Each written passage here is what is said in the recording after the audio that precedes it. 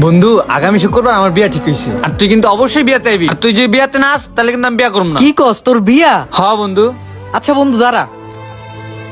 আব্বা, আগামী শুক্রবারে আমার বন্ধু মোবারকের বিয়া। যেই শীত পড়ছে, আমার একটা শীতের ভালো কাপড় নাই। ও আব্বা, তুমি আমার 1,000 টাকা দাও না, শীতের একটা জ্যাকেট কিনবো, পইরা বিয়ার দাওয়াতে যাবো।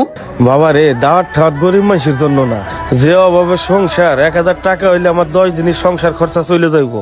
বাবা রে, তুই এক কাজ কর, ওরে না করে দে, তোর আমি পরে ভালো মন্দ রান্না করে খাওয়াবো। ঠিক আছে আব্বা।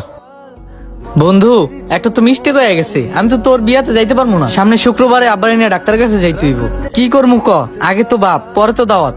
যা বন্ধু, মন খারাপ করিস না। বন্ধু, এই জায়গায় একটা জ্যাকেট আছে সুন্দর, তুই একটু পরে তো যা। জ্যাকেট আমি পরমু? আরে যা, পরে যা। আচ্ছা যাইতাছি। হ্যাঁ যা। तेरी प्रीत का माही तेरी चुनरिया